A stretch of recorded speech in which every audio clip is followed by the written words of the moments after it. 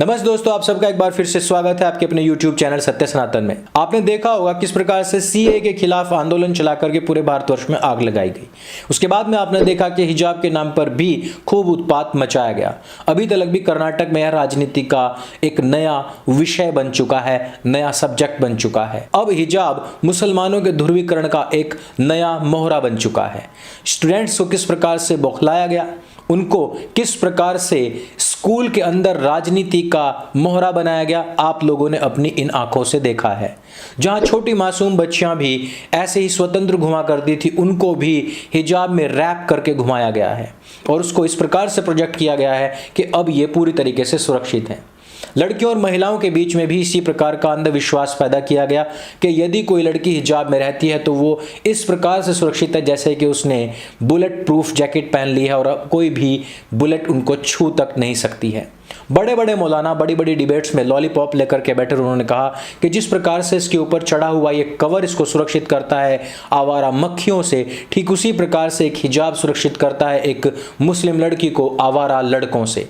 लेकिन यहाँ पर अब उल्टा ही मामला पड़ गया है। मेरठ के एक स्कूल में मुस्लिम छात्रों ने ही, मुस्लिम स्टूडेंट्स ने ही एक मुस्लिम टीचर को छेड़ दिया है और वो भी हाथ में वही लॉलीपॉप लेकर के।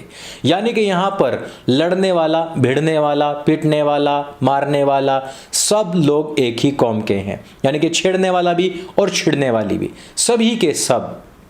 इसमें जो न्यायिक विधिक कार्रवाई होगी वो चलती रहेगी, लेकिन हम इस विषय में थोड़ी सी चर्चा कर लेते हैं और आप लोगों से हम कुछ लोगों के जो इंटरव्यूज हैं उनसे भी हम परिचित करवाएंगे। सबसे पहले हम जान लेते हैं कि इसमें प्यार दिन के फैक्ट चेकर्स क्या कर रहे हैं। प्यार दिन के फैक्ट चेकर्स ने अभी तक इस पर कुछ नहीं बोला है, हालांकि उनको बहुत लोगों ने मेंशन किया है।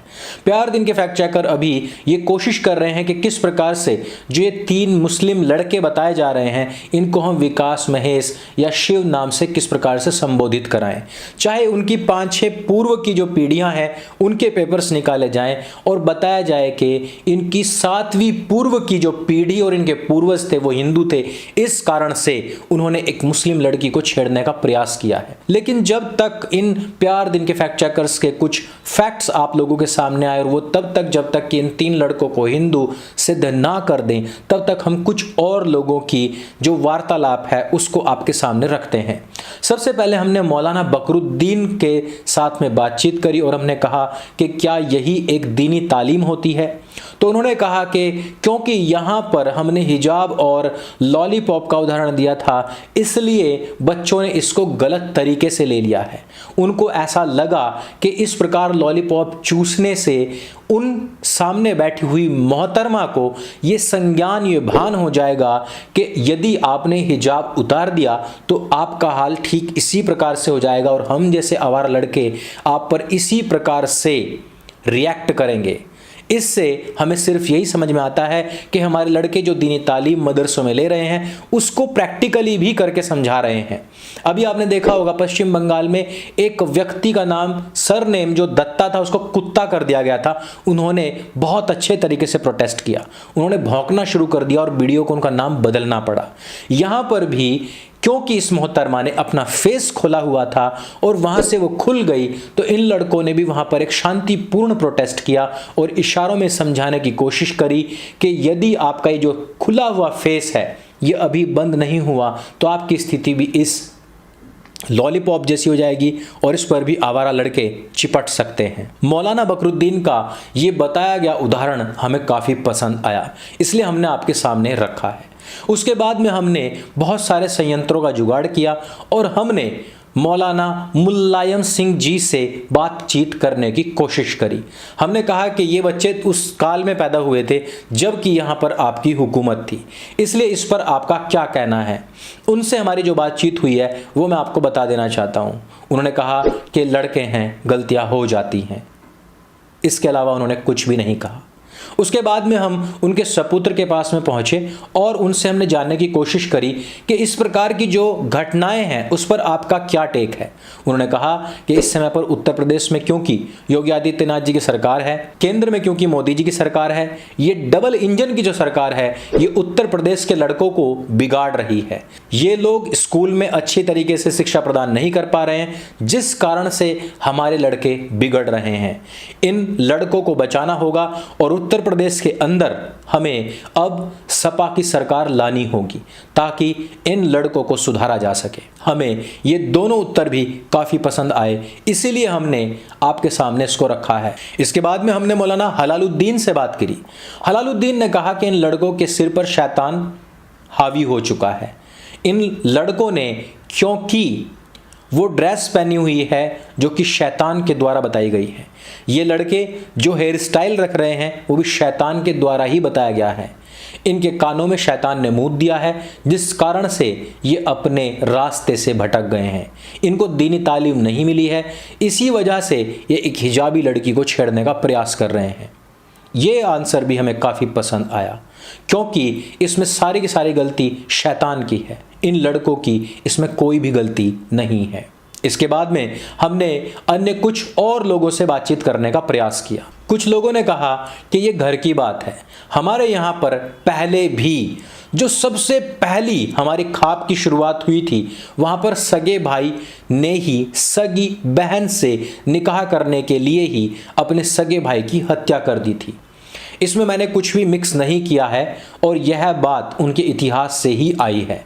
तो उन्होंने कहा कि यह हमारा घरेलू मामला है, इस घरेलू मामले में आप लोगों को कुछ भी टांग अड़ाने की आवश्यकता नहीं है, इसमें जो कुछ भी टेक होगा वो हमारा आपसी होगा। इसके बाद हम जनता में पहुंचे और हमने उन्हीं लोगों से कुछ और चीज़ें जानने का प्रयास किया। उन्होंने यहाँ पर सीधे लफ्ज़ों में कहा कि क्या गलतियाँ तुम्हारे समाज में नहीं होती हैं? क्या तुम्हारे लड़के लड़कियों को नहीं छेड़ते हैं? क्या वो लॉलीपॉप नहीं खाते हैं? क्या वो स्कूल में पढ़ने के लिए नहीं जाते हैं? आप लोग सिर्फ और सिर्फ इस बात को इसलिए मुद्दा बना रहे हो क्योंकि वो लड़की हिजाब पहने हुए थी। हिजाब तुम्हारी आंखों में अखरता है और हिजाब के तुम खिलाफ हो। हिजाब ने एक नई मुहिम को पैदा किया है। हिजाब ने सब मुस्लिम लड़कियों को एक नई स्ट्रेंथ प्रदान की है। इस जवाब से भी हम काफ़ी संतुष्ट हुए, क्योंकि सीधी सी बात है कि यदि आप में कोई कमी है तो उसके सुधार के लिए मत जाइए, सीधे ही सामने वाले पर आरोप लगा दीजिए।